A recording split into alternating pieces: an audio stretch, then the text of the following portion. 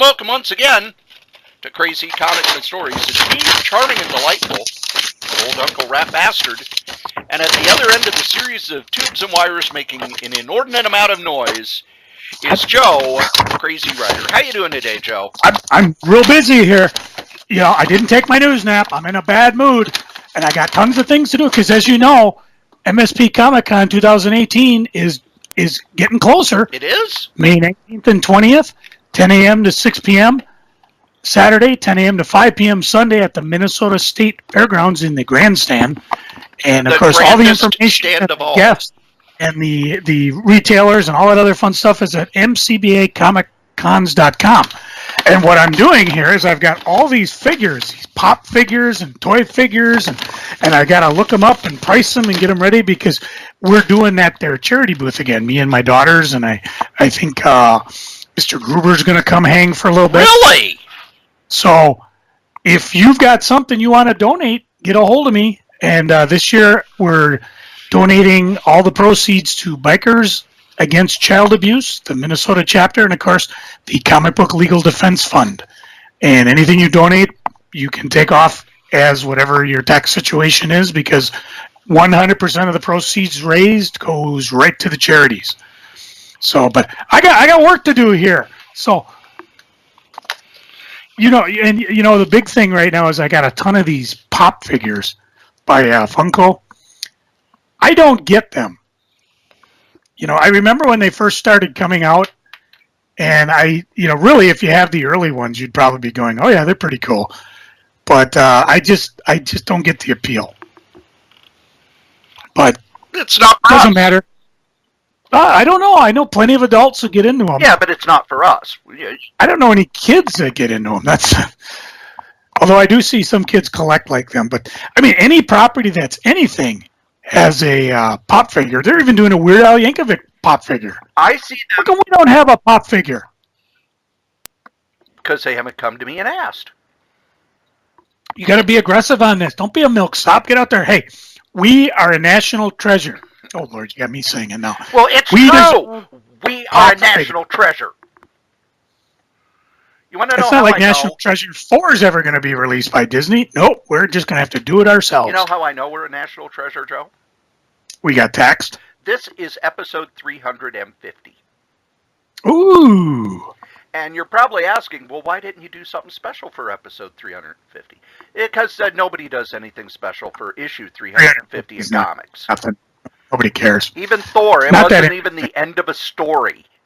Fantastic Four, regular size issue, not the end of a story. Nope. Most comics, issue 350, they just pass on by. So we're not doing anything special till episode just 400. pass on by. Then in episode 400 will be replaced by a teenage girl and the robot from the future. Oh, maybe. We've already had our prediction, Remember, Dana and Holly are going to take over the show. Yeah, but that's episode 9,000 something. It's just right around the corner. But no, it's episode 400 that we're going to do something special for. Joe, I'll be out of town.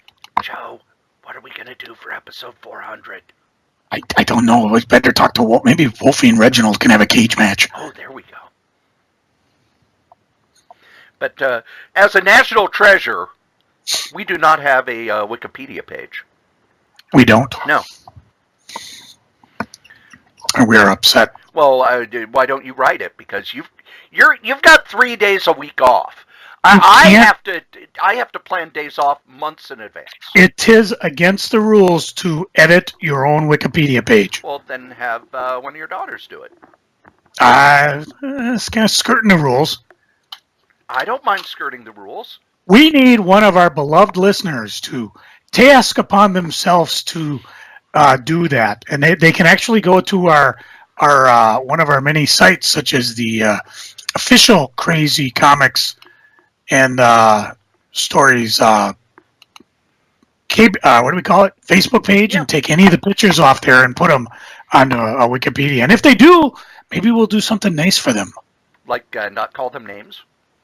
And they can take a week off of the show. Oh, there you go. They can take a week off of work.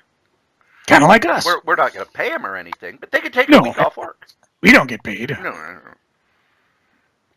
I spend all of our profits on crack and hookers. And do a lousy job at that. Well, crack's expensive now. Well, what else should we do? Anything else? Yeah, I don't think so. Believe it or not, kids, you've listened to us blather on about comic books for about 6 whole minutes. Yep. Oh, wait, something happened over the weekend, just Joe. 6 whole minutes. Something happened over the weekend, Joe. What's that? It was the C2E2 convention. And and you know what they have before the C2E2 convention, right? Friday? No, because the C2E2 convention is on Friday. I've never gone to it. How the hell would I know what they have? They have the Diamond Expo for comic book retailers. Ooh. And it was the first time that Marvel head muckety-muck C.B. Cebulski talked to retailers. Cool. And guess what the first question he was asked was? What is your major malfunction? Nope. Why in the flamin' blue hell is the brand new Jim Starlin Infinity hardcover available on Comixology for 99 cents when we've got it in our stores for 25 bucks? And? He said that Diamond sets the prices, because, not Diamond, Amazon sets the prices, because Amazon owns Comixology. You knew that, right? I really don't care, but... Well, Comixology is kind of where you buy comics digitally. And they're and I'm not hip on that like you young kids. They're owned by Amazon, and Amazon can set whatever prices they want. So they were having a sale, 99 cents for Marvel Collections, and the new Infinity Siblings graphic novel, considered a collection. They had it at 99 cents, same day it came out in comic shops. Yeah, that sounds about right. Now, first thing is that Heidi McDonald, who runs The Beat, which is a website about comics news that does not just print press releases, they actually do, like, journalism. I know, it's weird. She has been digging in, and pretty much her sources say that, yeah, Amazon is the one who sets those prices. Marvel has nothing to do with it. Depending on the contract they sign, I want to find it here. Now, you didn't realize that Cory and I have access to all these top secret contracts. Well, it says here, does Marvel need to contact Amazon and Comixology and find out what the heck's going on and stop selling brand new collection the week of release at insanely low prices?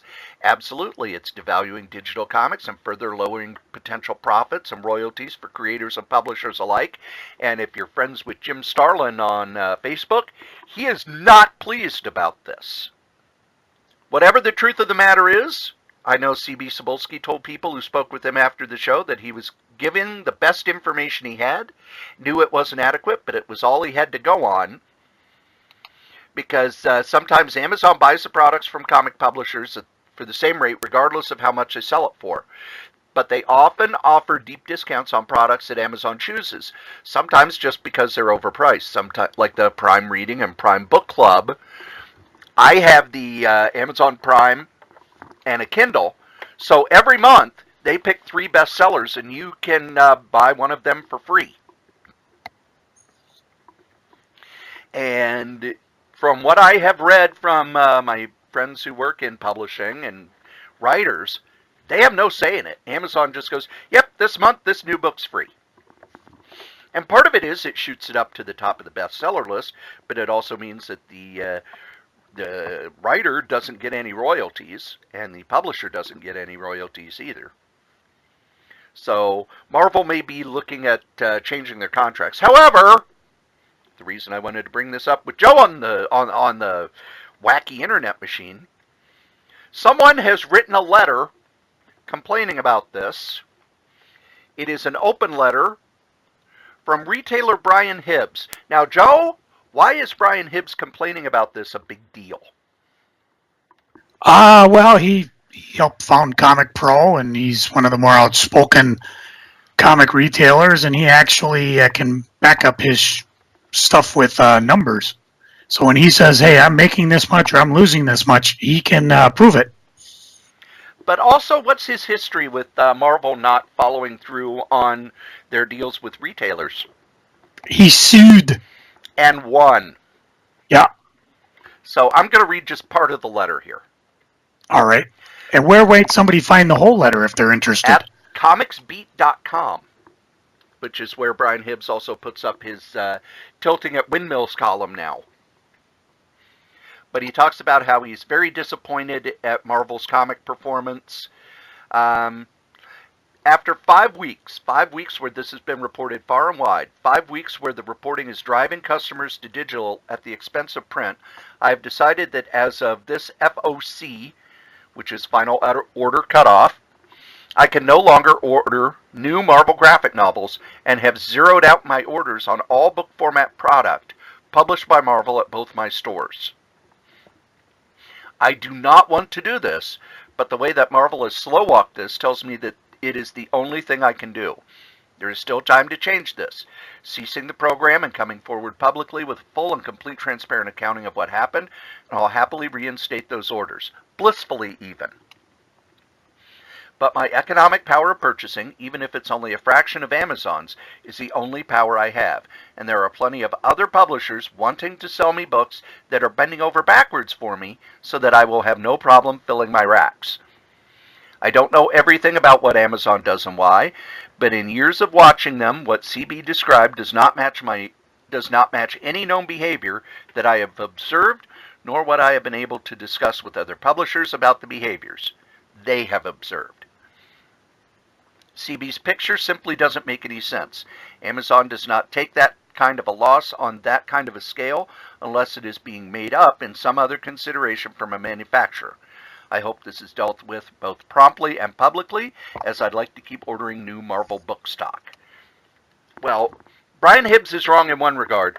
They do that for other publishers too. And with them cutting the price of something to 99 cents means that Marvel on digital gets X% of the profit. So rather than getting $2, $3, $4, or $5 of the profit, they get 20, 30, 40 cents of the profit. Which could be in their contract with Amazon, that Amazon can set prices however they want. Hard to say. But Joe, as a retailer, what would you have done with Marvel, well, with Amazon and the #1 digital format selling all their new trade paperbacks for 99 cents? Probably cut back, especially if that's going to be an ongoing thing. It's like there's no reason for me to sell. I mean, there's times, even now, it's like I don't understand how retailers can sell a full price paperback when it's already half price or less on Amazon or eBay or even at used bookstores. So it used to be the graphic novel was the saving thing of comic shops, but now they're everywhere.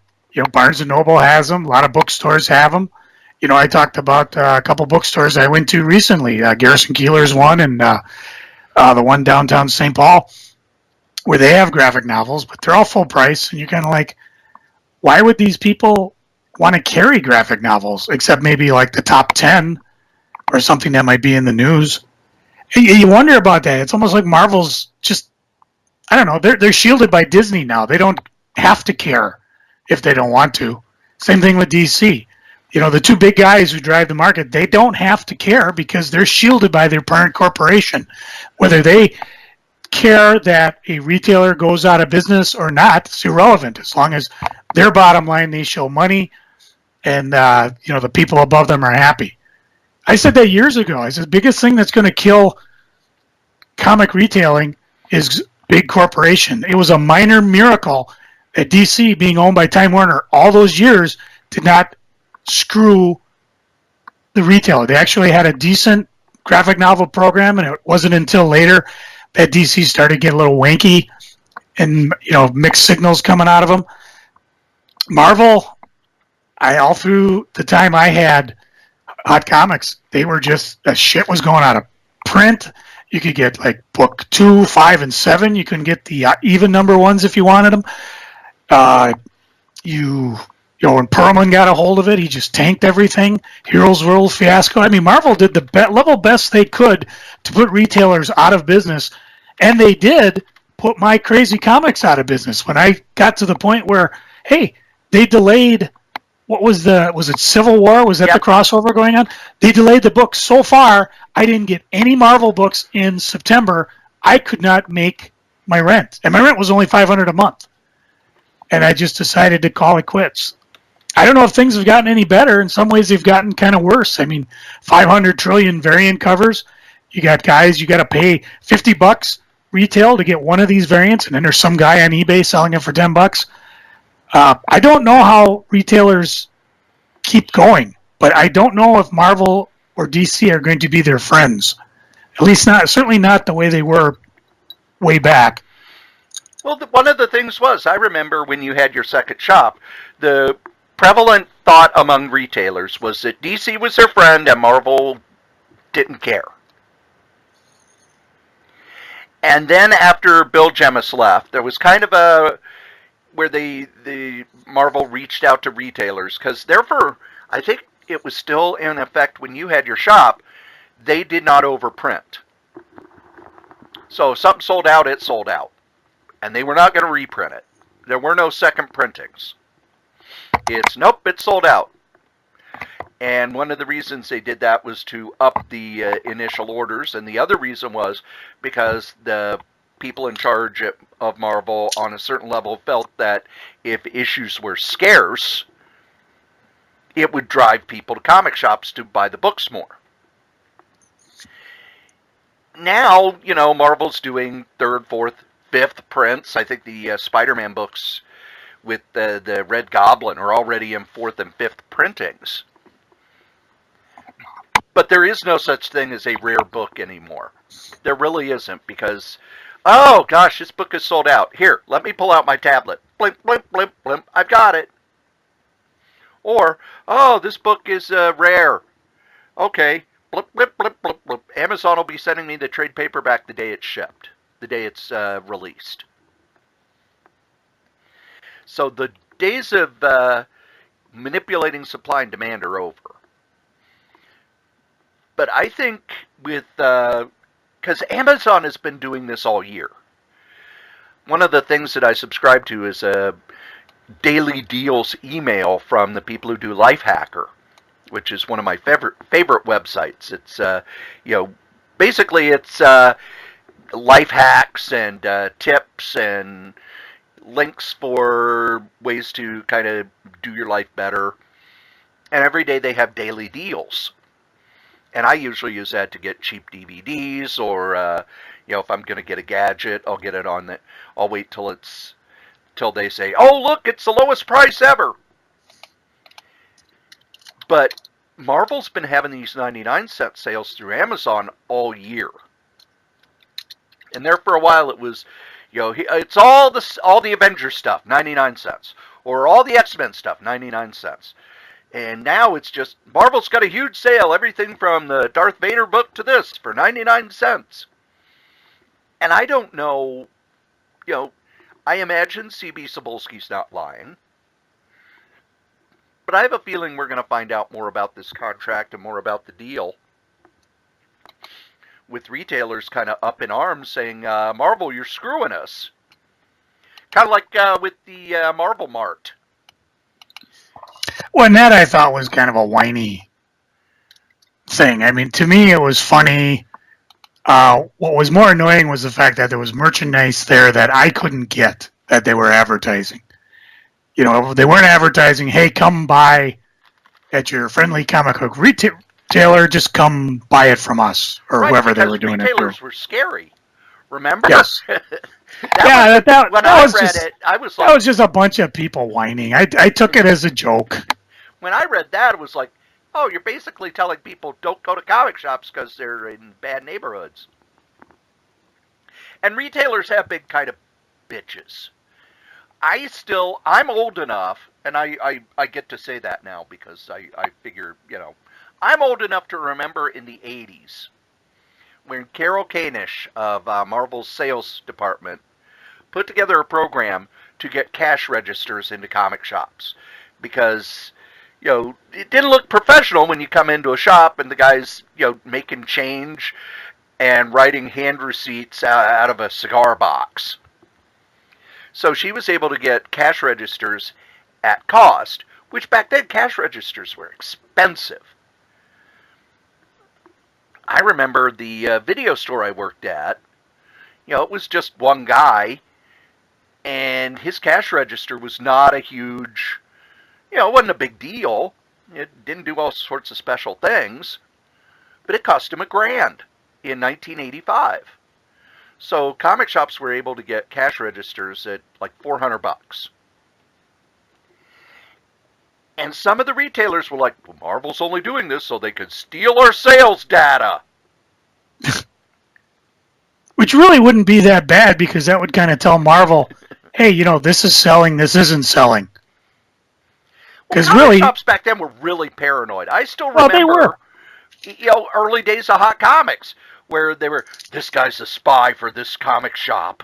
Or I would do something like, I put this graphic novel, I talked way back about something where I accidentally ordered too many of a graphic novel, and rather than try to return it, I put them all on sale for like $5 over cost. And oh my God, you thought I had nuked every single comic shop in town personally. Because the other hot comics, you can't. Because you had sales. We don't do sales. I said, well, that's your problem. We did sales, and we did fine.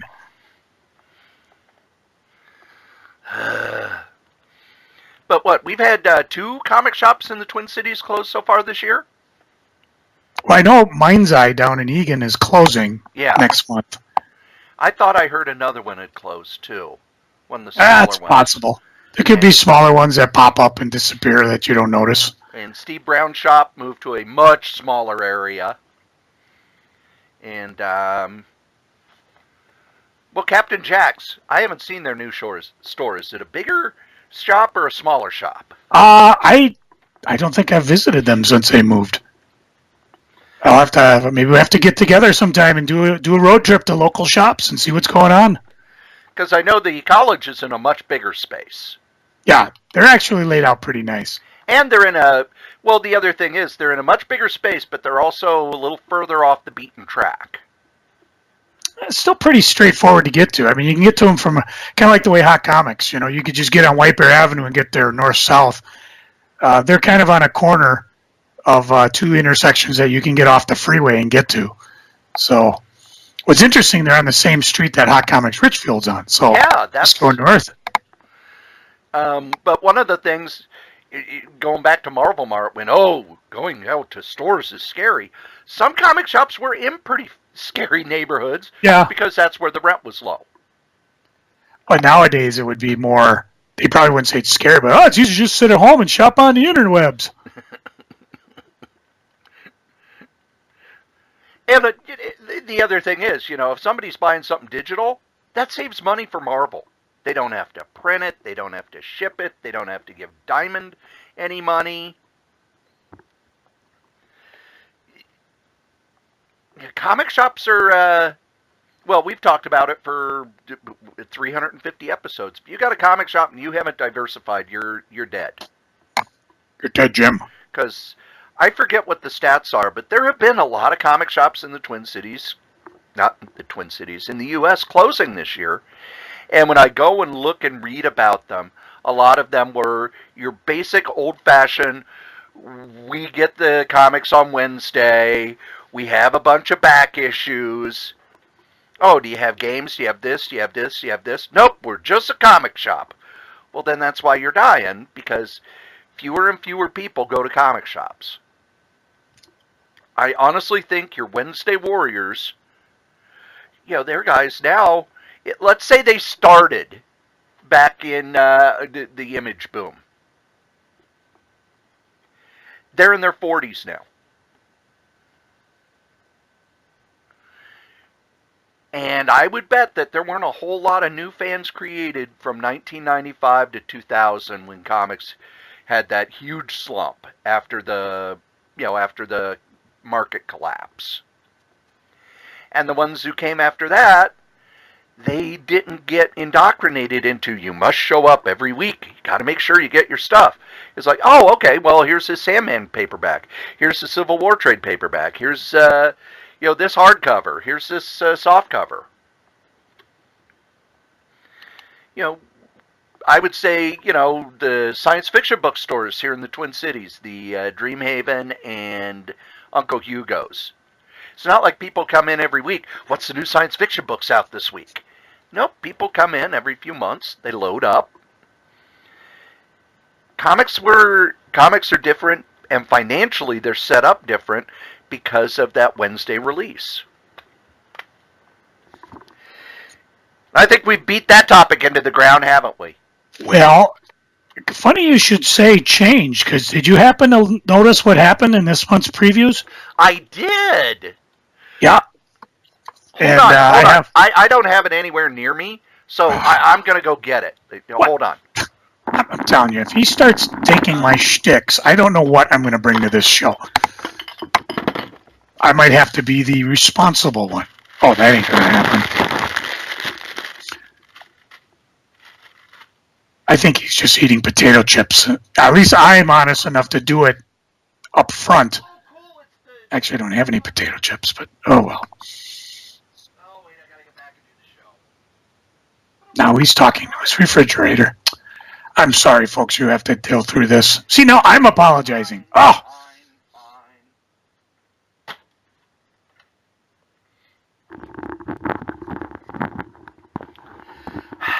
These previews have about as many pages as one of the smaller omnibuses. Omnibuses. Omnibuses. But it's a 100% recyclable. So what they did is they've moved a couple more publishers into the front section. IDW. No, IDW is already there. Dynamite. Dynamite and Boom are new.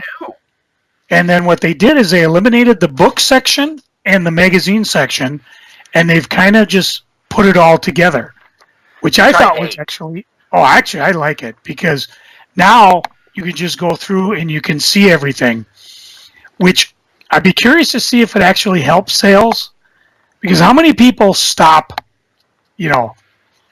okay, I ordered my Oni press, I'm going to stop.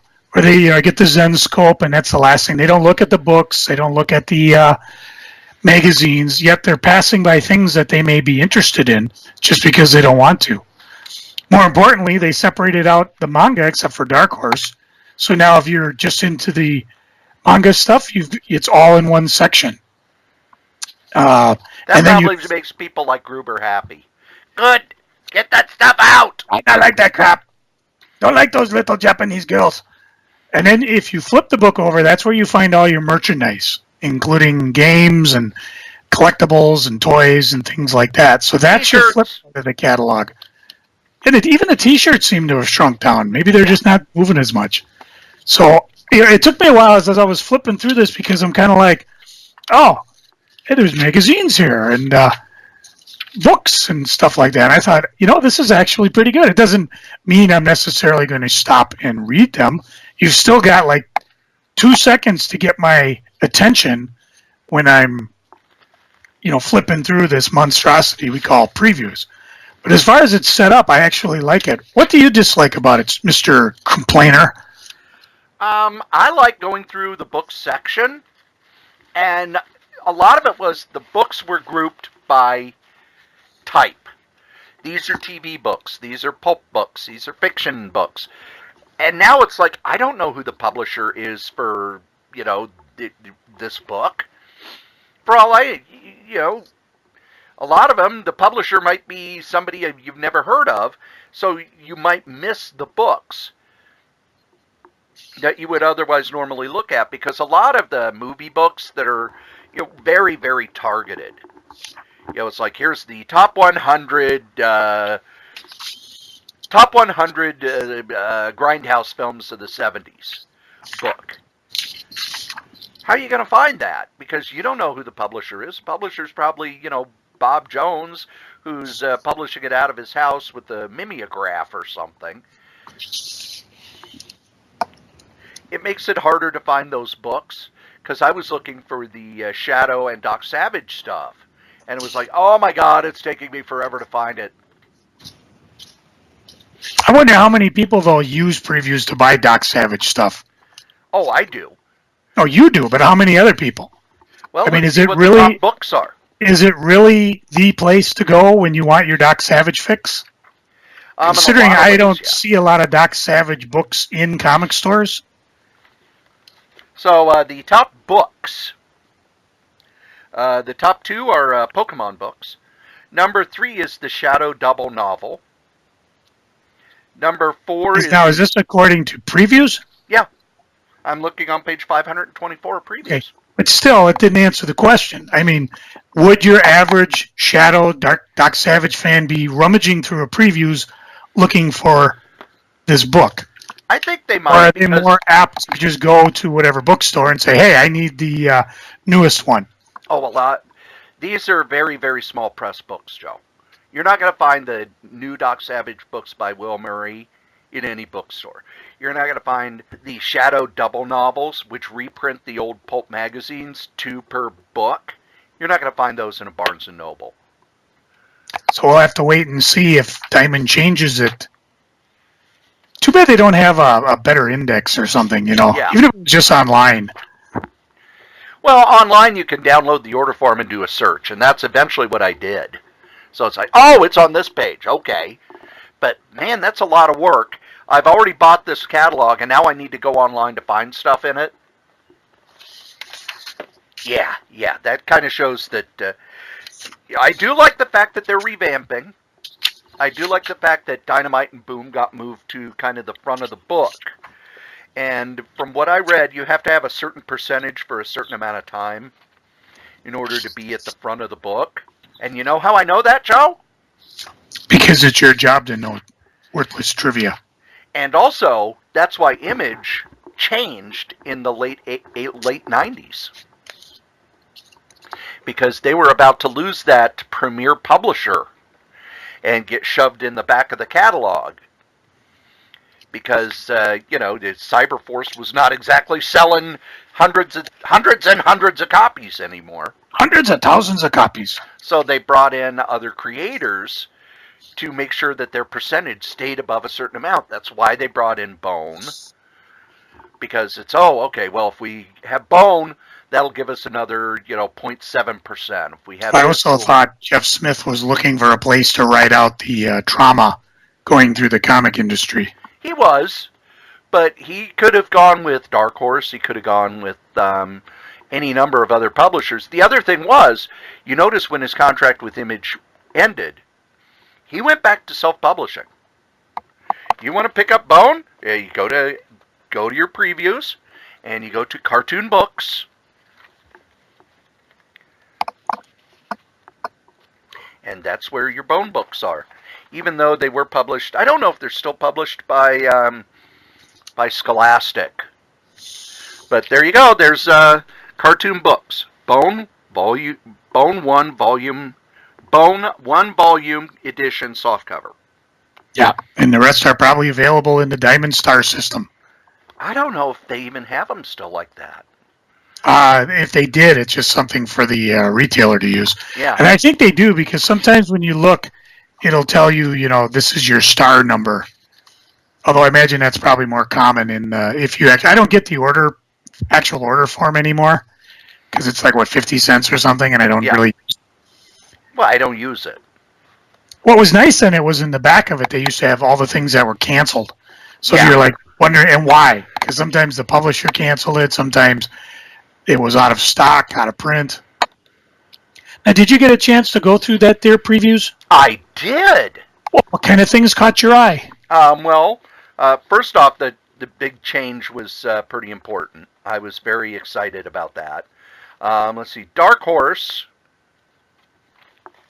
What do I have tabbed here? I have Hellboy, the Complete Short Stories, Volume 2, which means that with that, they have now reprinted all of the Hellboy stuff by Mike Mignola in their version of omnibuses. I gotta get the short stories 1 and 2, but I didn't order them because when that 1 came out, it was a month of mega graphic novels, I had to choose which ones to get or not. But like you talked about at the beginning of the show, I can pick it up when I'm ready. Yeah. The next thing that I saw is with the EC archives that they're now doing War Against Crime, which is one of the pre-trend books. And I thought, wow, that's kind of odd. But then I looked, and they've reprinted most of the main EC books. Let's see, and they're also available. I don't see the science fiction books, and I only see one volume of Panic. The War Against Crime is just for hardcore EC fans only. It's not very good. It's the stuff they did in the late 40s.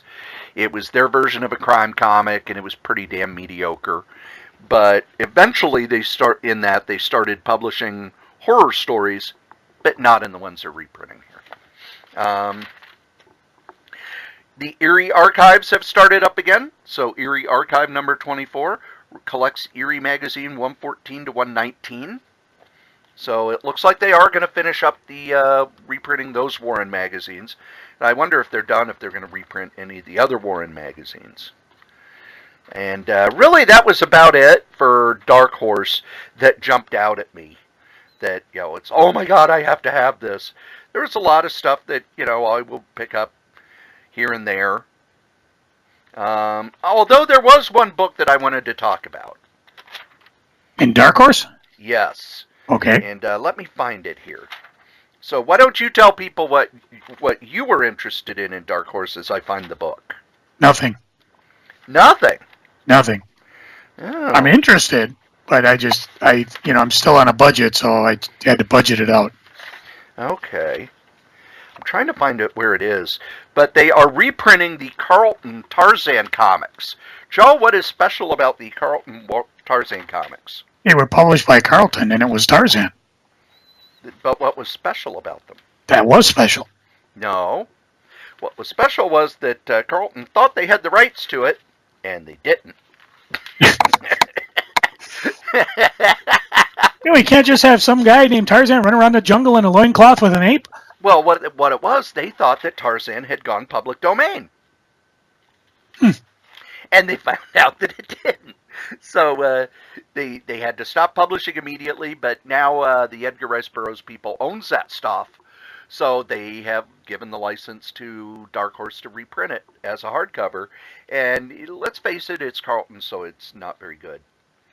And basically at Carlton, if it wasn't edited by Dick Giordano or drawn by Ditko, it sucks.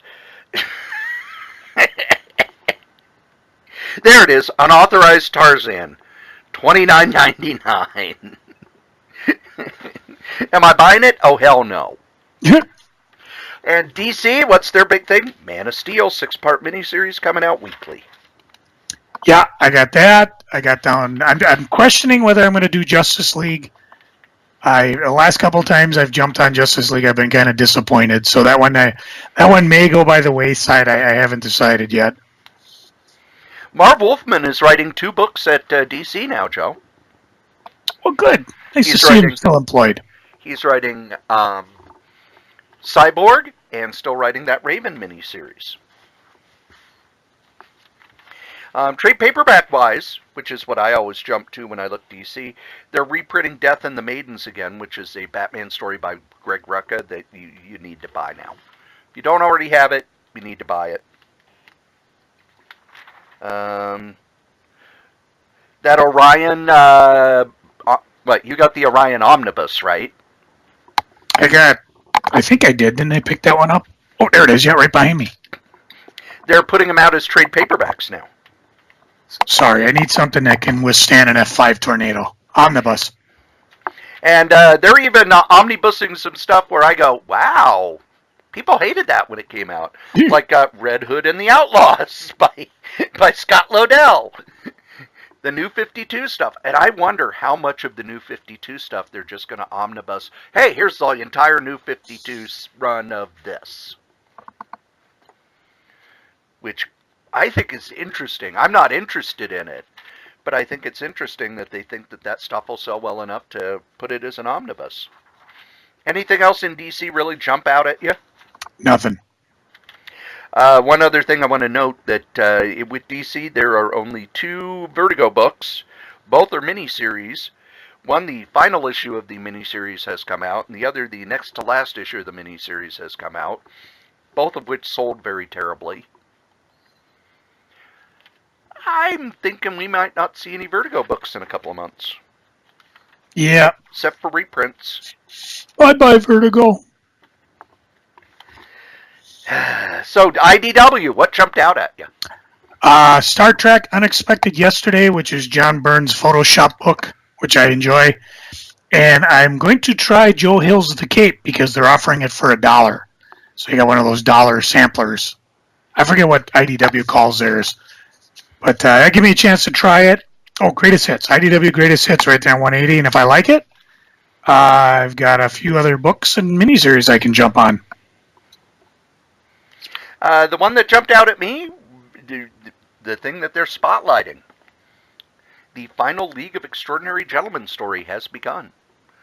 To which Alan Moore has said this is his last comic book story. And for anybody who says, oh, he's just a guy's in his 60s. Yeah. I hope somebody does an omnibus of all of them. That would be brilliant. I know they've done hardcovers and stuff, but it'd be great just to have it in one big, I need a cornerstone for my basement. That would be it. One other thing that really surprised me, IDW is printing a Cull story. So yeah, I noticed that. Somehow they've got the rights to do Cull, while Conan has pretty much wrapped up at Dark Horse. There's not even an omnibus or anything. There's nothing new for Conan at Dark Horse, so I think they've completely wrapped, and we won't get any new Conan stuff till the first of the year. And Dynamite has Red Sonja, so all of the Robert E. Howard stuff has scattered to the wind. Oh, and they're doing this big Transformer crossover that ends all the Transformer stories. I wonder if they're losing the license. Or they're going to do a reboot. Could be. They're bringing. Rebooting? One of my friends who's really into this says they're bringing back the big heavyweight in the Transformer universe is Unicron. And since they don't have Orson Welles' voice, I'll just do the best. We're going to eat Cybertron. And they haven't used him yet, as far as I know. They're basically saving him for the last act. Marvel, Galactus, Infinity Gems, so they, like you said, this might be the reboot, because when he shows up, well, let's just say it didn't do too well for the some of the characters in the movie. And now you pay attention to the movies. I only watched part of the first one because I tapped out. I couldn't take it. The new ones I don't really follow. Aren't they rebooting the movies too after the last one kind of tanked? No clue. Because I know John Cena's in the one coming out at Christmas. Not my circus, not my monkeys. John Cena in Bumblebee. And I just hope that John Cena's movies do really, really well, Joe. He'll be back. I want John Cena to be the biggest movie star in history. So that he never shows up on Raw again. He never does a promo ever again. And I don't have to put up with his half-ass bullshit in wrestling again. For the last 6 months, he has been half-assing it. And he's just terrible. Terrible. Well, WrestleMania, I'm going to spoil part of it. He's been calling The Undertaker a punk and an old man and a pussy and scared. And Undertaker showed up at WrestleMania, beat him like he was Special Delivery Jones. He was Scrap Iron Gadasky. He was Kenny Sodbuster J. Undertaker just showed up, beat him down. I think Cena got in 2 moves, and the rest of it was just Undertaker beating him. And then Undertaker left. Well, that's what they wanted. Now, if they'd have done that with Roman Reigns, they'd done that with Roman Reigns, maybe things would have been better. So, Undertaker just came in, beat the shit out of him, and left. But that's not much for your image. Speaking of which, what did you get from Image? Let's see here. Image, I am waiting until series are done anymore because I really enjoyed sitting and reading all of Revival over a week. Motor Crush. I love sitting and getting caught up on that. Black Magic is the one I'm going to be reading now. I'm really excited about reading Black Magic, which is Greg Rucka's series. So a lot of with Image, I do wait for the trade, just because these aren't series that are going to go for the rest of our lives. They have a beginning, a middle, and an end. So I want to just sit down and read them at once. So nothing that I jumped out at me other than Mage. Mage I am buying, and then I'll buy the trade. Then I'll buy the hardcover, and I'll buy the omnibus, because that's who I am. But for the most part, with Image, I just wait. Oh, this series is done? Cool, I can pick it up now. Although, what is the new, God, what's the new book by Brian K. Vaughan that's going to be their, it's going to be their free comic book day book. Oh, I didn't recall. But we will when we go to Granite City and get our copies. There it is, Barrier by Brian K. Vaughan. Yeah, that one I'm excited about because it's Brian K. Vaughan. And you can run to your store and get a free one on free comic book day. So you can be excited too. What are you jumping on? There's only 3 series. Oblivion Song by Kirkman, which I haven't read yet. I got number 1 sitting in my pile. Port of Earth, which I've enjoyed. And, of course, Savage Dragon. I'll probably buy Savage Dragon till either I'm dead or Larson's dead. So one of you is going to die. Eventually. In Mortal Kombat. Mortal Kombat! That brings us to Marvel. Marvelous! A lot of number 1s. Yep. Although, they announced at the Retailer Summit, they will have the new numbering, but they will also continue the legacy numbering on the covers. Yeah. So it'll be Thor number 1, and then, real small underneath it, it'll be 606. Yeah. Or 806. Legacy. Yeah. The legacy thing was cute, but it was kind of meh. I don't see people jumping back on, oh, I got to buy this book because it's in the 800s. It's a nostalgia stunt for us old farts. It has nothing to do with anybody new. I didn't mind the number 1s as long as they were tied to seasons, but they really went overboard when they decided, okay, everything's being cut at Secret Wars and everything's starting over with a number 1. See, that I didn't mind because we're jumping ahead 9 months. The problem was some of the books were only 3 issues into their start. Yeah. Or when they just ignored that leap ahead. And then it was, if the creative, like with Daredevil, Wade and Samney are doing it, and then when he moved out to San Francisco, new number 1! Not really. I like the fact that they had a digital that showed the move, and they had, a story that took place while he was going from New York to San Francisco. But unless you're doing a huge creative team change, don't. Don't do the new number 1. Thor looks awesome because it's still Jason Aaron. Dan Slott on Iron Man's interesting. Immortal Hulk with Al Ewing, which means I'm going to love it and it won't sell for shit, because that's what it is with his books. Deadpool. I am jumping on the Deadpool train, Joe. Ask me why. Do you have your little Marvel book there? I do. Take a look at Deadpool number 1's creative team and tell me why I'm buying it. I don't want to. I'm not that motivated. Scotty Young is going to be writing it. Scotty Young of I Hate Fairyland.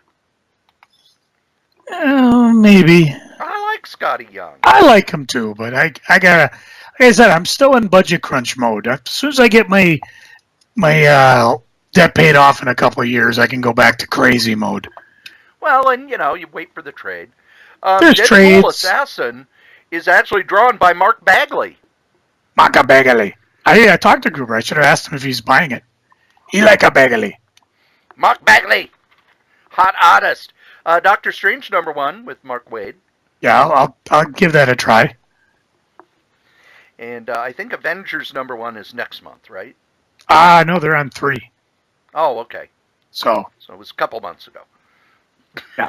I can't keep track of this. It is getting confusing because I'm kind of on the same boat. Iron Man, Doctor Strange, Avengers. I'll stick with Captain America because Wade's writing it. I just jumped on Peter Parker. I'll stick with Spider-Man, Marvel 2-in-1. I am picking up X-Men Gold 30 because I love me a wedding. I might actually buy the Secret Empire trade because while I know people poo-pooed it in the worst possible way, I'm still curious to see how the story ended up. And I might even pick up the Nova Complete Collection because I do like those. And that was part of the Marvel Cosmic thing they did in the late... What do we call that? The late 2000s? No. The late aughts. Back when they tried to... It was actually kind of fun. What I liked is I think it was in the second issue when... second or third issue, Nova's on Earth, and this was right during the you have to register thing, and they attack Nova until Iron Man shows up, and it's like, would you knock it off? And Nova's incredulous about the Civil War because nobody on Earth knows what's going on with the Annihilation Wave. They're all busy wrapped up on this stuff, and it eventually drives Nova off the planet. Yeah, I did like that. The Hellstorm Omnibus. These are comics that have never been reprinted, and I believe what I read was there will be a 2-issue Satana story that was never even printed. That'll be put in. Yeah, I thought on that one. It doesn't really, I don't know, it didn't get my interest. But I'm on the cheap end of things. I'm getting almost all the True Believer ones. Yeah. Because a lot of those Ant-Man ones I've either never read or never had. So that'd be kind of fun to read those. I'm getting the Tomb of Dracula Volume 1 Omnibus because I have Volume 2. Volume 2 was actually one of the first of the cheapies I bought because it was, I love Tomb of Dracula. And that omnibus is only like $30. Cool. Hang on a second. I got to check something here.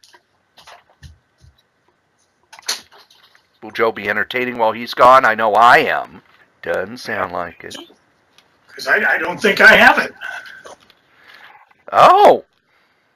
I'll have to look around, though. I can't see my bottom shelf. Onslaught. Crossing. I do have it in the Essentials, though, so I may pass on this one. Although I do like the color. Another book that is... I cannot believe that it has taken them this long to put this out as a trade paperback. Amazing Spider-Man Family Business. This was the Mark Waid original hardcover that actually had Peter Parker's sister in it. What? I picked that up already. Yeah, it was a good story. Yep. The thing that's odd to me is the hardcover was $24.95 and the paperback's $19.99. So you really didn't save that much money. No. But they brought her into Peter Parker. She's a character who's going to be staying around. And I like it. I like the fact that there's I don't want to spoil the stuff going on in Peter Parker, but I like the fact that Spider-Man has these characters now who he can relate to. Since he's not hanging out with the Avengers anymore and he doesn't have Mary Jane in his life anymore, he needs friends. And one of the coolest thing about Spider-Man, to me, was always the supporting cast. And under JMS, they pretty much got rid of the supporting cast except for Aunt May and Mary Jane. And I like the fact that they've kind of been building that supporting cast back up for the past decade or so. I still would like to see him walk into that bar that Ben Reilly used to hang at and so go, Ben, you're back! Ooh, what? You got me confused. Of course, nowadays, you would think somebody somewhere would have gone, hey, since Parker is like an internationally recognizable person, somebody go, God, he looks a lot like Ben. Do you think? Nah. I did gotta say, as I was reading the Peter Parker, there was a one scene where he's going after the I don't know, was it the Tinkerer? Again, I'm Yes. spoiling things, but he comes through the skylight holding a car. Yeah, but this is gonna hurt. I'm like, wow, what a visual! That's got to be one of my all-time faves. And Dynamite is now at the front of the catalog. It is, and all I'm buying is Battlestar Galactica versus Battlestar Galactica. And I think the last issue's in this one, right? Or Yeah, it is. Now, see, did the when last issue I come get off out? no, this is the last issue. Okay. When my self-imposed budget is gone, there's a lot of books at Dynamite I would love to buy because some of the crossovers I find intriguing. The big one they're doing this particular one is Charlie's Angels, and I might have done it if they had a photo cover on it. Although that cover C looks pretty cool. But there's a lot of other things that are fun and look kind of interesting. It's just I gotta be harsh on the budget, so I just like the Red Sonja Tarzan miniseries looks really interesting, but I'll pick it up in book form or just wait. One of the things I'm going to pick up, I didn't read their Vampirella run because a lot of it was, $4 for 24 pages. Christ. But they're putting it out in big, thick, 500-page paperbacks. Well, no, 424-page paperbacks. So I might start picking those up and see if they're any good. Vampirella is one of those characters that it's an interesting character, but it's not easy to do well. Even a lot of the original Vampirella stories, you would go, "Oh, the art's good. What's the story?" The art's good.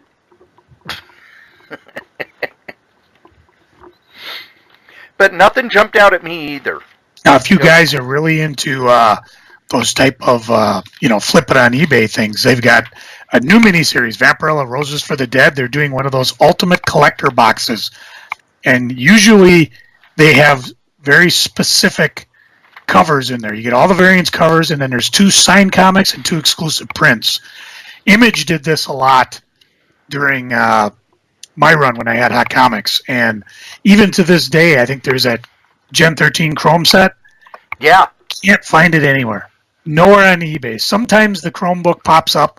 We got, I think it was number 13, where you get all 13 covers in that, plus the exclusive ones. So, if I had the money, I'd probably buy one of these things and just flip it on the eBays, and because not many people are going to be buying them.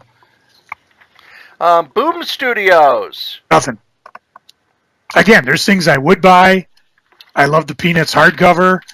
I think they're still doing. Where is it? As I'm flipping through here. Boom has got a lot of tie-in books. Yeah, I do the WWE books. I like that. I've enjoyed their Planet of the Apes books, and they have the one. Actually, I gotta say, I like their version of Power Rangers too, because they're not playing it as sappy as the TV show had to do it. But they've got one, and I'm on the border with it.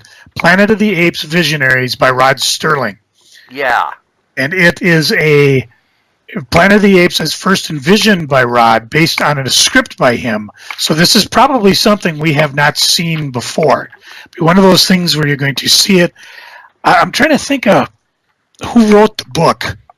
It was a French book. Yeah, and I read that. And if you've never read or something, you've got to find a copy of it, and it should be cheap anywhere because it's been published for so long. But the book is very, very different than anything I've ever read in the movies in that, and that itself would make an interesting graphic novel. But here you've got Rod's script all ready to go. So who's doing the art? Chad Lewis, Paulo Rivera color. There's 4 pages you can look at to decide if it's what you want. I'm on the border with this one, and once I do my total, I may pop this one in. And now we get to the rest of previews. The rest. I am still buying these Cerebus books that are basically, a lot of it is reprints of the online strip he does. They're 4-panel strips where he takes clip art of Cerebus and classic backgrounds from Dante's Inferno, because from what I hear, Dave Sim can't draw anymore. I don't know if it's his hand or his vision, but he can't draw anymore. So he's doing these Cerebus books, kind of as jokes. They're basically just jokes. And I can read them because they're not batshit insane Dave Sim, where women absorb and destroy all creativity. Or I'm going to rewrite stories with classic authors with Cerebus talking to them. It's more just the funny stuff. And I hate sounding like that guy, but I'm going to sound like that guy. I like Cerebus a lot better when it was funny. Yeah. And then the next thing that I jump to is the Marvel Comic Digest under Archie. It's more classic Avengers stories, and this time it spotlights Ant-Man and the Wasp, because it'll come out around the same time as the second Ant-Man movie. Are you going to do the Archie Super Teens versus Crusaders? Not really. I'm going to jump on that. That looks like it might be fun. I will back up a couple pages under Alterna Comics where they have comics that are only $1.50, and a lot of them are miniseries. There's one that looked interesting called Metaphase, which was a graphic novel, but now they're breaking it up into 2 single issues. And you might have heard this one because Ollie is a boy with Down syndrome. He wants to be a superhero like his dad. Unfortunately for Ollie, his father doesn't want him to get in harm's way. Enter Metamakers, a company that gives people superpowers, but at what cost?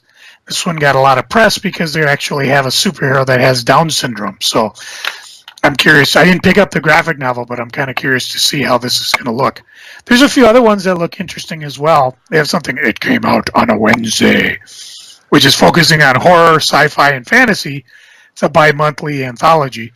In a lot of these books, I'm more prone to do the miniseries, and they tend to come out every other month, so you really got to keep a track on it. But the most expensive book it came out on Wednesday, and it was $1.99. So if you're looking for some cheap stuff, hey, these guys are producing it if you want to give it a shot. Speaking of cheap, if you got a quota, go pick up the Phantom Primer, because Aspen's making a big push to get Phantom going again. That, of course, was Michael Turner's big character when he broke away from Image. And they're republishing Michael Turner Legacy with, I guess, some new stuff if you didn't pick it up the first time. And Fathom #1's starting with the appropriate mini retailer covers. Arthur Adams is doing one, so I'm kind of curious. On Adams on. And all the older stuff is available in trades. But if you just want to get caught up for 25 cents, back when I had, they didn't do this a lot when I had Hot Comics, but when I had Crazy Comics, I had 50 subscribers, I'd give them each one just as a freebie. For 25 cents, just get people trying it. Occasionally you'd get somebody who would, pick up the series just based on what they read. So a couple of cheap comics for you cheap people like me, because I'm cheap. Cheap! Fantagraphics has a book called Fab Four Mania. Acclaimed cartoonist Carol Tyler recreates the exhilaration of Beatlemania, not Batmania, Beatlemania at its height in 1965, and the odyssey that leads her to the famous Beatles Chicago concert later that year. I'm interested in that. It's $29.99 for original graphic novel, but also they are continuing their EC reprints that are very much focused on the artist, and the new one is Death Stand and Other Stories, which collects all of the stories that Jack Davis did with Harvey Kurtzman in Two-Fisted Tales and Frontline Combat.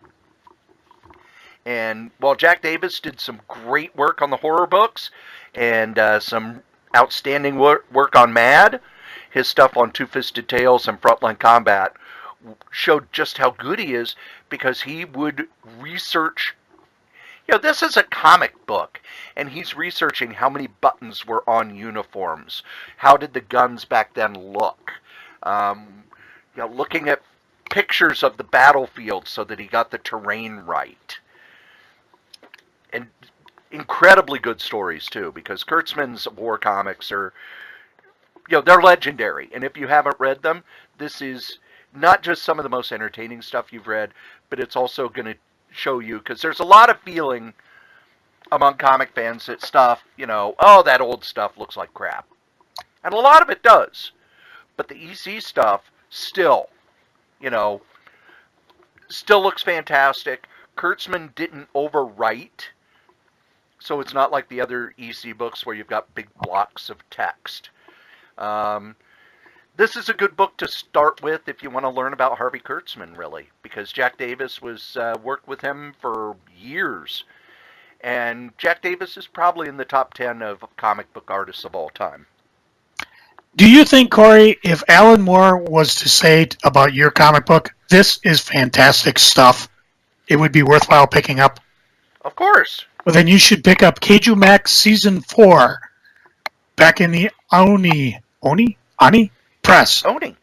Yep, I've been picking it up since day one because the creator's a local guy. Yep, Xander Cannon. Fantastic stuff. I enjoy this book. Keiju Max, of course, is a prison for those Godzilla big-ass monster-type guys. And it's part, I don't know, what'd you say, part Oz, part Godzilla mix in. And I'm torn between waiting for the book, but it's just so damn good. I just got to get the books as they come on. He does them in seasons. He's up to season 4. You should be able to catch up really quick, because I don't know if any of these books are like mega hard to find collectibles. No, they're all in trades. And just, go along with it. If Alan Moore's hardly wrong on anything. So, I mean, if he says it's fantastic stuff, what else could Cory and I possibly add to that? Over in Rebellion 2000 AD, they're doing a summer special that's a little different from what they've normally done. Their summer special this year is an entire issue that will have an all-female roster of writers, artists, colorists, and letterers. Now, the problem is there's a misprint, and it says that the magazine is only 18 pages long for $10. No. It's, I forget what they said it was, but they said, yeah, the 18 pages, no, that's not correct. It's going to be much bigger than that. And, they're going to be using the characters such as Judge Dredd, Rogue Trooper, Side Judge Anderson. So this is a good way to pick up and start to learn a little about British comics, but they're also going to be all one-shot stories. One of the big problems I have with 2000 AD is, as an anthology, everything in it is continued, so there's very rarely a good jumping-on point. So it's like, oh, here's part 7 of this, part 2 of this, part 5 of this, and part 9 of that. This is going to be all one-part stories. So it's a good sampler, just like the Free Comic Book Day 2000 AD. And 2000 AD is up to issue what? 2082. So they must be doing something right. I got a ways to go till we catch up to them. Well, they're weekly too, so we'll never catch up. Yeah, but cheaters. We will catch up with Spider-Man eventually. I should actually, next week I will have the math of when we catch up with Spider-Man. If you go to page 455, not only will you get an interesting write-up on Metaphase, the book that I was talking about earlier, but the last book I'll talk about is from Tomorrow Publishing, Comic Book Implosion. Yes, I have that marked. Yes, it's a prose book, $21, $22, 136 pages, and we've talked a lot about the DC comic implosion. It was an explosion, a lot of creators, a lot of stuff, and then all of a sudden, everything got pulled. And that was DC's big thing. There was, the DC explosion is coming. They hyped it as much as Glacier. And the world was about to change, but not the way you expected. And this has, they're saying, exhaustive oral history from the creators involved, Jeanette Kahn, Paul Levitz, Len Wein, Michael Gold, and others, and a detailed analysis of how it changed the landscape of comics forever. If you're a comic historian, as you probably want to be if you've been listening to us, because we delve into it not only personally, but also things that have happened all over the comic industry. This looks like a key book to pick up. And Tomorrow Publishing, they do wonderful books anyways. And I'm going to pick up back issue 106. They got Draw 35. There's reordering of Jack Kirby Collector if you missed it. So they're definitely worth checking out. And that's, other than a couple other smaller books, that's probably it for me. Like I said, I'm trying to keep it tight and light. And then, of course, I won't complain when I didn't get nothing in my box day. Well, you got to order them to get them, fan. Anything else jumping out at you? I'm going to ask you to go back a page. A whole page? Yep, this is Titan Books. They have put their books in with their comics, and you'll see Donald E. Westlake, Forever and a Death. Donald E. Westlake, one of the greatest mystery writers of all time, and if you take a look at that cover, you have to really squint because it's part of Hard Case Crime, which I go on and on and on about how great Hard Case Crime is. What they've done, they've been able to go back and get the Donald Westlake stuff that's either been out of print for a long time or was rejected and not printed. And I don't know which this is, but you will never, ever go wrong reading a Donald Westlake book. Ever. His prose is fast, his plots are interesting, and it's one of those where you say, oh, this will take a week or so to read, and 3 hours later you're done, because you devour his books. And then right under Comic Book Implosion is American Comic Book Chronicles, 1960 to 1964. If you're going to try these Comic Book Chronicles books, which I highly recommend, these are books that basically go through year by year. They talk about what the trends were in comics. They have sales data. They talk to creators at the time. They spotlight creators. They spotlight trends. I'm reading. If you want to know as much as the Strode knows, these are the books you got to buy. But this is the one to start with because this is when DC really started ramping up their superhero books. They finally wrested control of Batman from Bob Kane and gave it to Julie Schwartz, and the beginning of the Marvel books. So this is probably the most exciting era in Silver Age comics. And they go through month by month what was going on. And Joe, does Joe know? In 1964, Marvel's got basically all the Marvel characters that have been going on since the beginning had been created. DC had their Superman, Batman, etc., etc. What was the number one selling comic for 1964? Let's go with... I don't know. Well, give me a romance title. I don't know. A little comic that is still in print over at IDW. Ooh, Walt Uncle Disney's Scrooge? Comics and Stories. Oh, now that deserves legacy numbering. Which it has, which was selling over 1 million copies a month, and was mostly subscription. So there you go. And you know who also sells a lot? Who's that? These guys, our sponsors. That's right, here at the Solitaire Rose Radio Network, we have ads, and our first sponsor is me. That's right, your charming and delightful old Uncle Rat Bastard. I have my first book out with Dangerous Dan Moore. It's the first 100 strips of our online web strip, Worldwide News, the story of the lowest rated cable news network. And you can get yourself a copy with commentary, with all sorts of extras, with signatures and everything. Just email Dan over at lordshadowflame@gmail.com. Our top sponsor, who's been with us since day one, is DreamHost. DreamHost.com. You need yourself a website, and DreamHost.com is the #1 web host in the whole known universe. Just head over to DreamHost.com, put in the code KRAYZ, KRAYZ, get $20 off your first year. How can you beat that? Our other sponsor is Graze, GRAZE.com. Healthy snacks for a healthy lifestyle.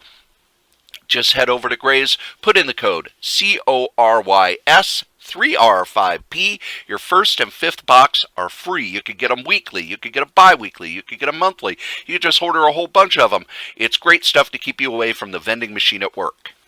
Now, if you would like to leave a comment for any of the podcasts that we do, we'd love those. Go ahead and email us at solitairerosenetwork@gmail.com, or you can call 952-856-0519. Operators are standing by Okay, it's just a place that will record your calls, but we'll play them on the air. We'll answer your questions. We love getting feedback.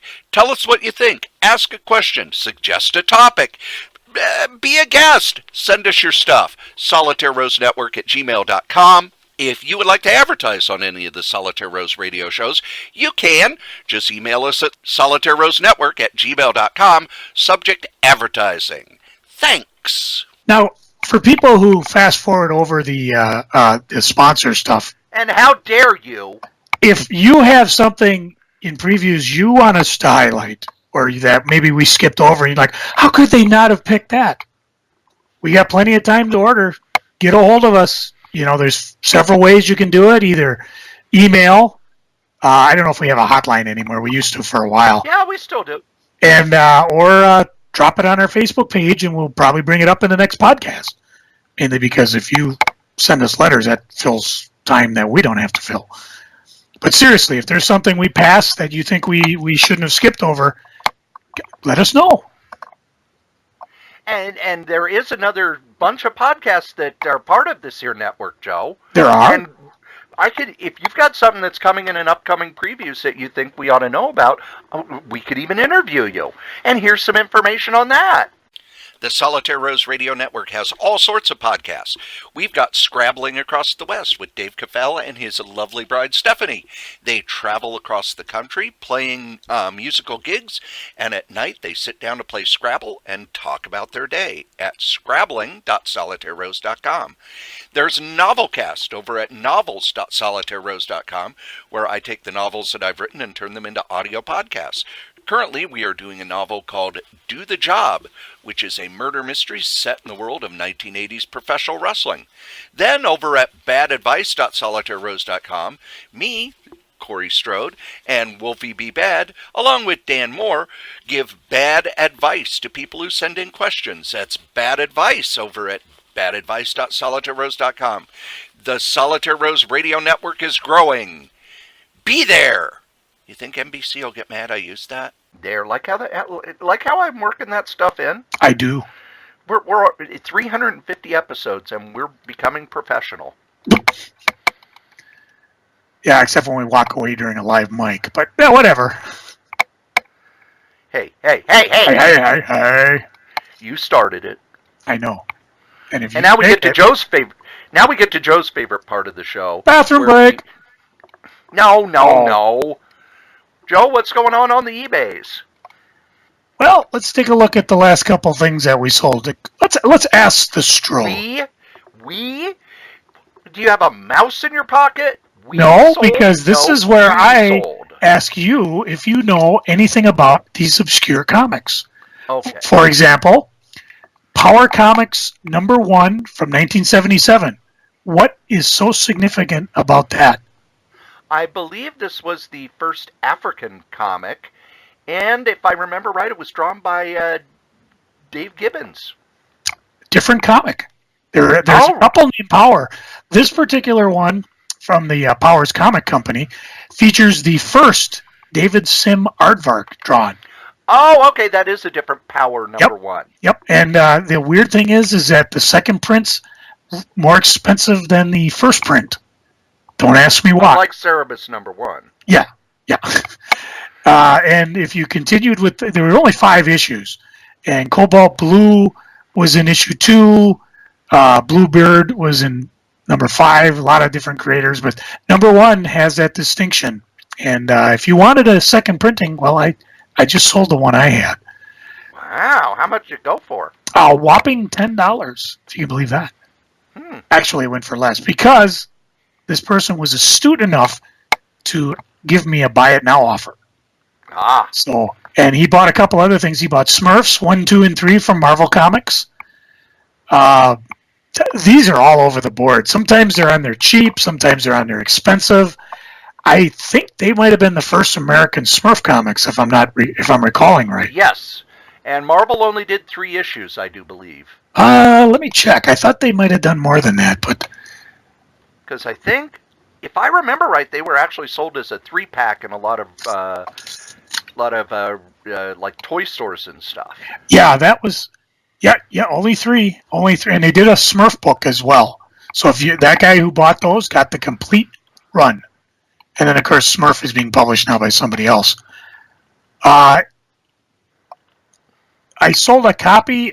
This one is just one of those I have no idea where I picked it up. But Secrets of Young Brides number 23, a Carlton comic from 1966, one of those good old-fashioned romance titles that we love. Well, we just loved it. We just loved it. Drawn by Vince Colletta. It's kind of like, mine is a strange story, a story of fear and anguish, a stretch of time in my life when I was in a blind spot. And she's saying, Danny, oh my darling Joan, it's been so long, I've searched everywhere for you. And of course, you could win the treasure chest, because there was a treasure chest sweepstakes in the bottom. And Lord knows who did win it, if anybody. I sold a copy of Irredeemable Volume 5 graphic novel. Cory, do you remember Irredeemable? Of course I do. That was by Mark Waid and our buddy Pete Krause. Yeah, I'm still trying to get my run together, but basically, to use Archetype, Superman had enough, he goes nuts. And whoever's alive still is going to try to take him down. And I'm looking for... There was also a companion series, I believe, called Incorruptible, which was the arch-villain of the universe decided, well, if the good guy's bad, I better be good. And I'm really looking forward to getting those two together and reading them sometime. But fortunately, with MSP Comic-Con right around the corner, I'll be able to go dig through some books and boxes and stacks and hopefully get them all together. The last couple books I'll mention, just because I've mentioned everything else I've sold. I had a copy of Teenage Mutant Ninja Turtles Ghostbuster number 4 from IDW. Again, one of those crossovers I just love, because I love the way they did the Ghostbuster comics. Not a big fan of the Turtles, but I'm a sucker for a crossover. And the last one I sold was a very, very patriotic Transformers All Hail Megatron, where apparently I haven't read it, but I think all the Autobots left the Earth and Megatron took over. What a nice thing to do. And there's Optimus Prime holding the American flame and apparently Megatron's cannon. But I had the number issue 12. Now, the funny thing about this was I had put issue 12 up on the eBays, and then I found the rest of my issues. Now, as I'm going through getting ready to put them up, I figured I'll put them up as a set. 1, 2, 3, 4, 5, 6, 7, 8, 9, 10. I'm missing issue 12. What the hell happened? Where did my issue 12 go? It was right here. So I went out and bought another issue 12. And then, as soon as I got home, somebody bought the issue 12 I had on the eBays. I'm like, don't! Oh, well, whatever works. And, of course, I've got other stuff going on the eBays. So if you're interested, just go to Crazy Comics.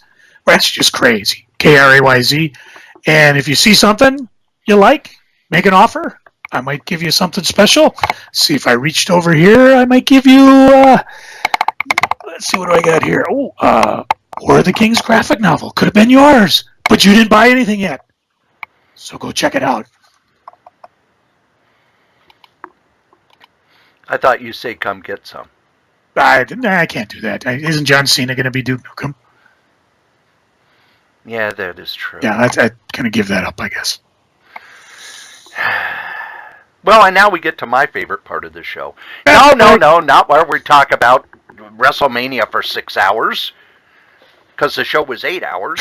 No, it's Freaking and Geeking. Joe, what are you freaking on? Do you want the very serious freaking, or this is just bitching about comics freaking first?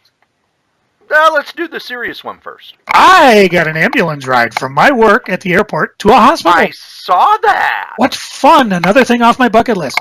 They didn't turn on the sirens, though. They wouldn't let me drive. They were kind of being bitchy about that. No, back in December, I talked about I had a thing where in the middle of the night I had an allergic reaction to something. I had another one at work. And I went to the bathroom, I came out, and I told my boss that I think I'm having a reaction to something. And one of the guys looked over, yeah, you're a little red. So I sat down, and I was, we have to get the numbers off the computers, to track how many bags we do and how many bags check. And then I just kind of lean over. And I felt like I was trapped inside my body. My boss kind of looked over and goes, Joe, are you okay? Do you need us to call someone? And I just kind of looked at him and I must have shook my head yes. Because the next thing I know is he's on the phone. He called 911. He called the manager.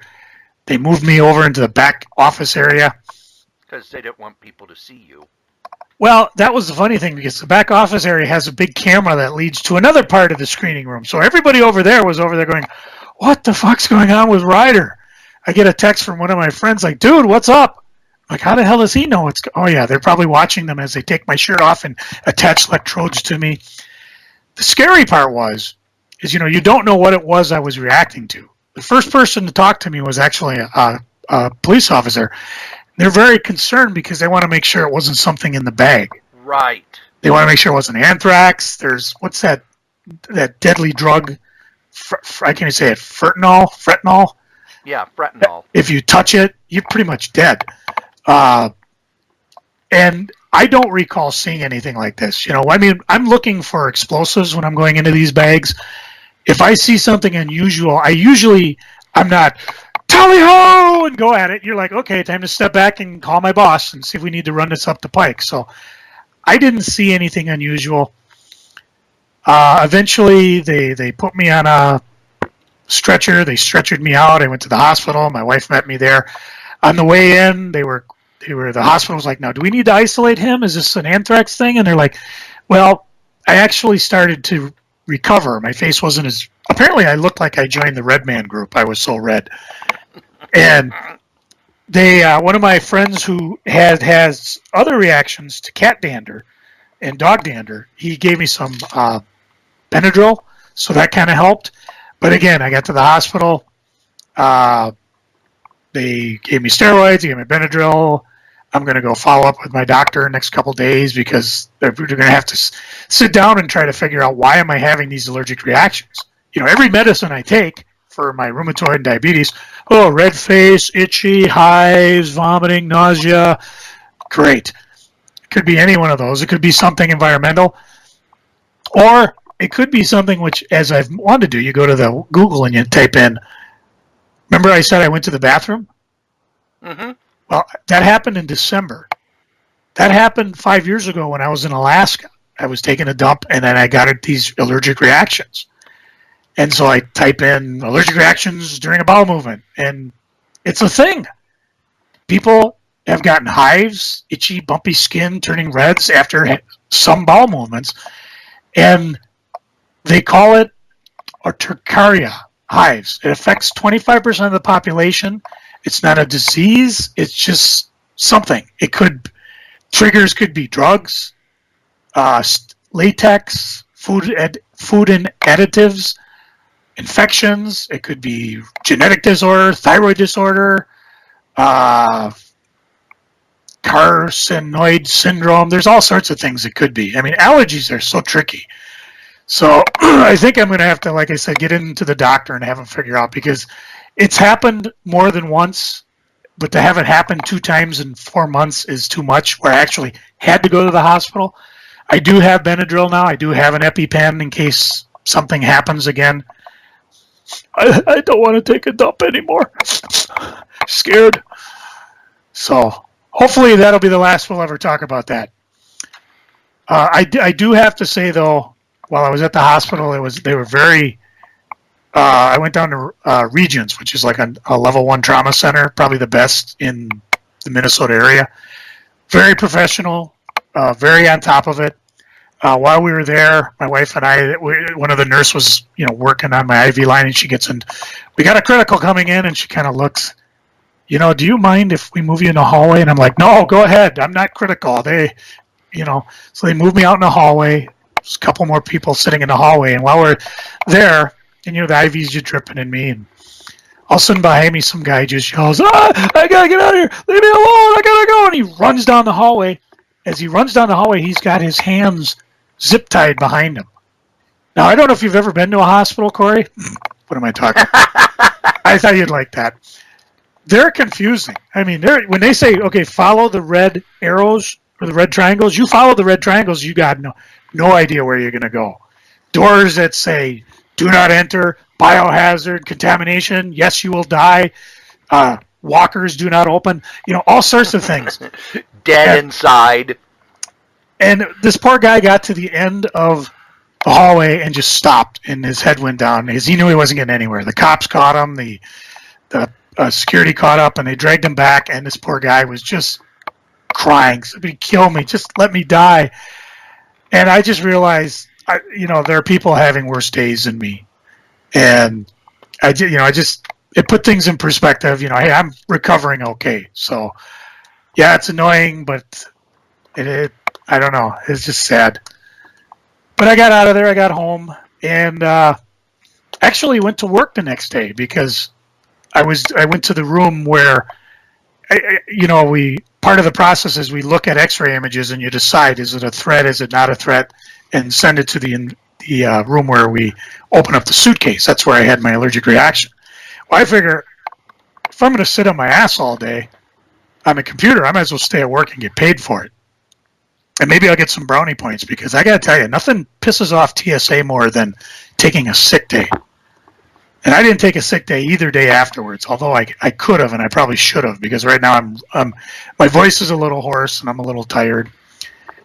Oddly enough, not the only person to go to the hospital from the airport from TSA that day. On the way to work, on the ambulance, on the way to work, on the way to the hospital, I hear code 3, T2, checkpoint 2. I'm like, oh, that's not good.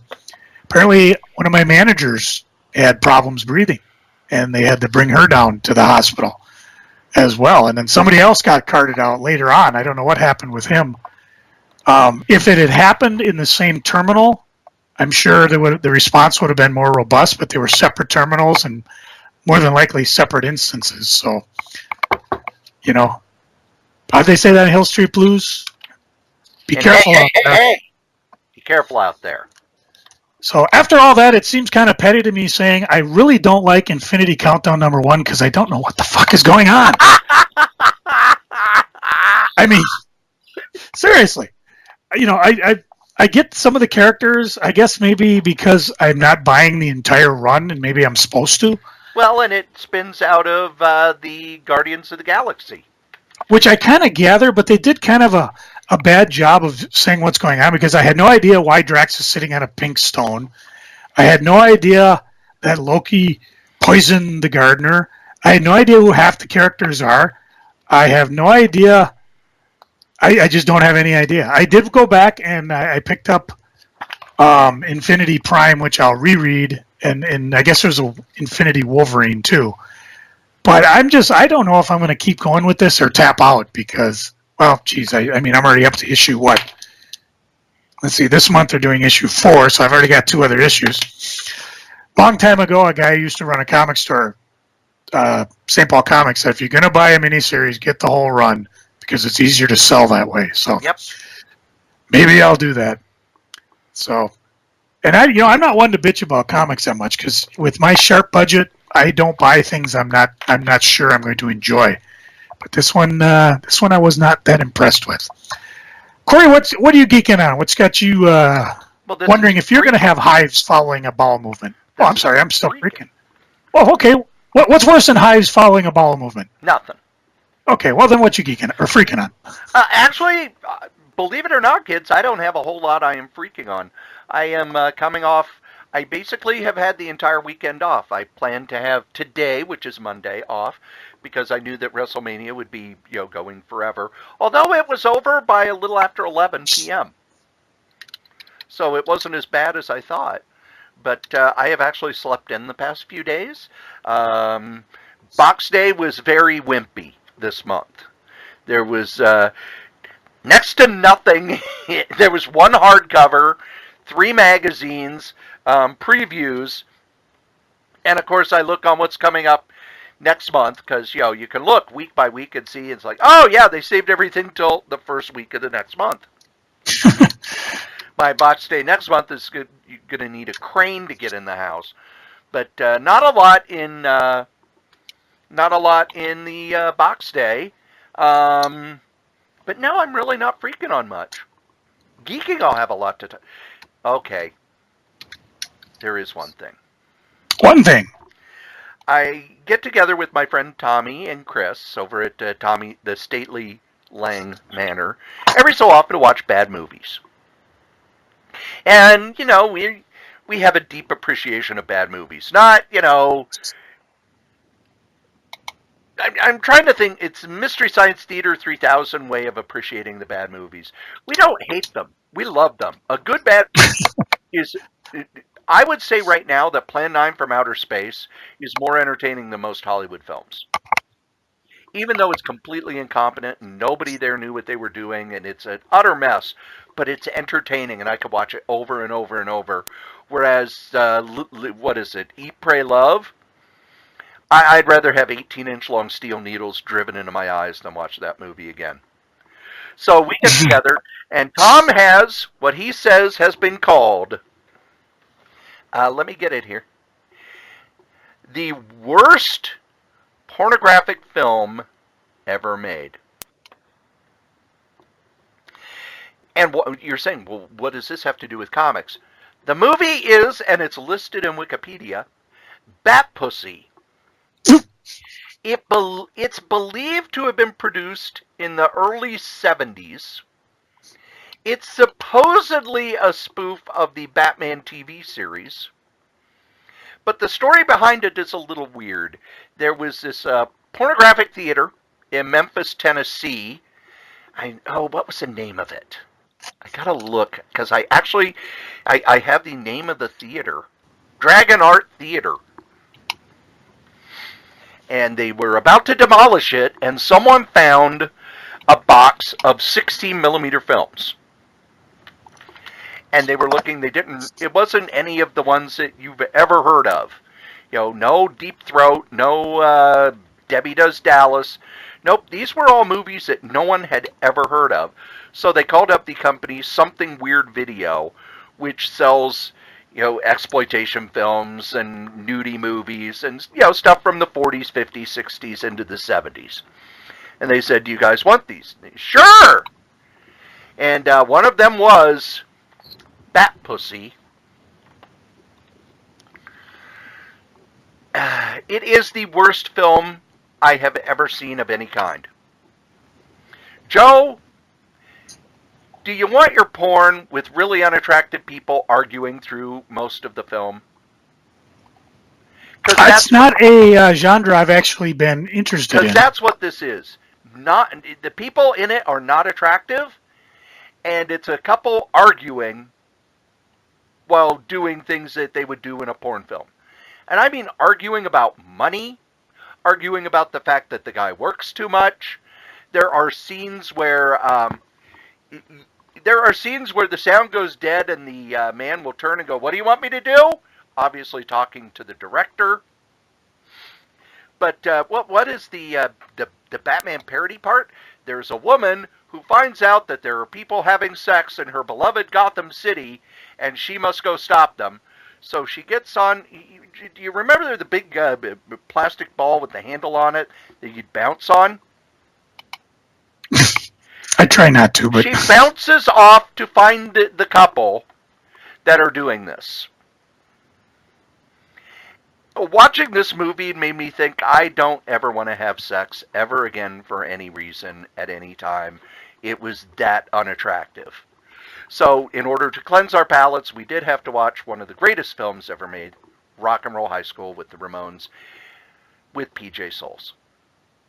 So, now this movie, Bat Pussy, comes with robot love slaves. And let me read you the bonus materials for the DVD. Yes, that's right. It was on DVD. There was a new 2K scan from the only surviving 16mm theatrical print. They have no idea who the people are in this movie or who made this movie. There are no credits. There's not even a title sequence. It just, on the reel itself, it said Bat Pussy. There is a commentary track. There is liner notes by the people who found the film, and a new logo created for the DVD that's on the DVD. So no expense was spared bringing this movie to life. I may have to give you a couple movies that might help you with your bad movie nights. Okay. I got one that even my friend and I, that's the one I told you, called Soap. And it was so bad that it was better just to let it play out while we drank beer than to actually get up and turn it off. Well, this movie just, I love the fact that it just abruptly ends. Mhm.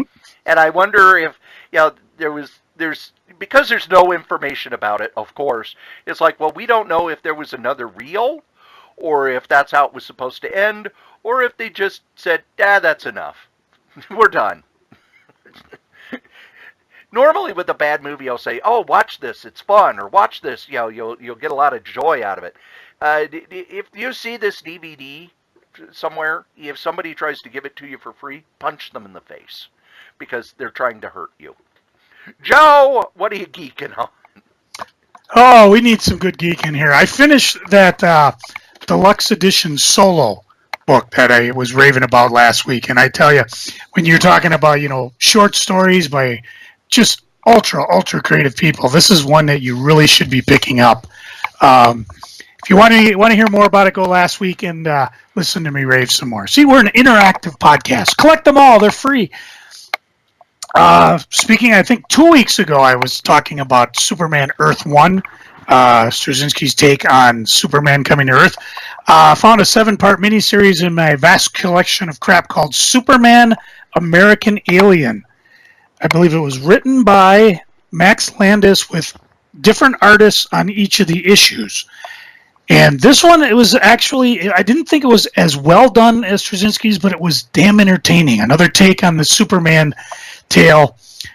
It says American Alien, but it's just a different idea that everybody in Smallville knows who Superman is because Clark's had these superpowers for ages. And if you're looking for just a good series to try, a different spin on the Superman, how would you say, mythology, I would recommend trying to pick this one up. For some reason, I missed the very first issue of Avengers No Surrender, 675. So what I did is I found it, and I sat down and read parts 1 through 11. Oh, baby. Oh, yeah. Oh, I knew it was good. The problem was that I didn't start it from the beginning. This one suffers from the other problems like, okay, what's up with Rolk? But they also cover what's up. They don't, a little thing where Rolk's just thinking, damn, was it AIM or Hydra that was messing around with him so he can only power up for an hour? Because the last time I saw him, he was going toe-to-toe with Hulk and winning. So just little tiny characterizations like that to bring us people who may not be reading every single Marvel book in existence helps a lot. Instead of me, okay, I got to put this thing down and go to Wikipedia, see what the hell's going on. The other thing that's kind of fun is that in the back they have the assembly where the Wade and some of the artists and that talk about just some of the characters, why they're coming up. It's almost, this is a delving of all the different Avenger books, and hopefully only one Avenger book coming out of it. Did I just say that? Did Marvel listen? Only one Avenger book. If you're going to have other Avenger books, have them naturally come out. They also do things like they have Red Wolf in there. We were talking about that Red Wolf miniseries came out of nowhere. Well, it tied into this No Surrender. So if you want the book, I believe the hardcover's in this month's preview. So if you weren't smart enough to jump on board because they're doing this in a weekly manner, which is very annoying and very expensive, I did enjoy it though, so I definitely recommend picking it up. I got Copperhead Volume 4. This is by Jay Farber with art by Drew Moss and Ron Riley. This is your sci-fi western return, 4th volume. They don't come out fast enough for me, but they're pretty inexpensive volumes, and I've enjoyed them immensely. Plus, you can pick up Volume 1 for either $9.99, which I think is really cool that Marvel does. Marvel, you should do it too, but Image prices their first graphic novels usually at $10, so you can try them. Or go seek out one of those Image first, because I know this one's been republished in a cheap format.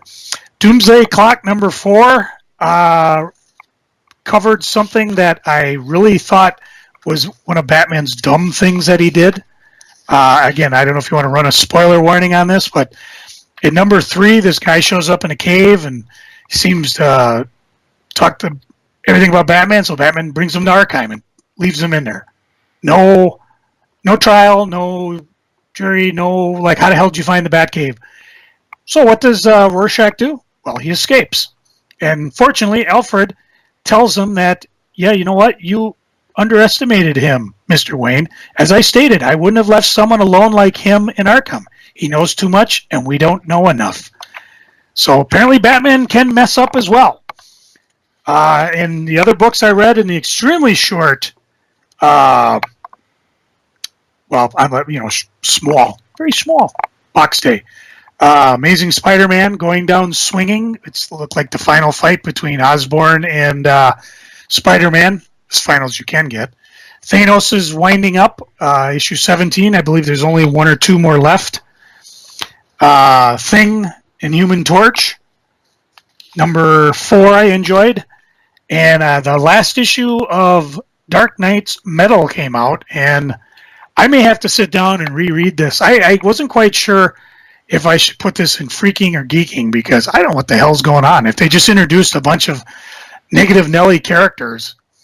Apparently, though, if I am going to pick up Justice League, I should probably go pick up Justice League No Surrender, because Metal goes into No Surrender goes into Justice League. Well, I didn't pick up No Surrender, so I'm not sure if I'm going to pick up Justice League. So freak on that, DC. It'd be interesting to see, because they did throw a little nugget in there. Maybe that'll tie into the upcoming Sandman universe that they were teasing about. And that's pretty much it. I mean, other than, it hasn't really done any movies or TV. I've just been trying to get caught up on different comics and getting stuff priced ready for Comic-Con coming up, what we call SpringCon. Cory, what are you geeking on? I had the entire weekend off, including today. Neat. I took the weekend off to kind of celebrate WrestleMania, but also because I was very close to burnout. And here it is. It's Monday evening. I can see I can see the top of my kitchen table and all the counters.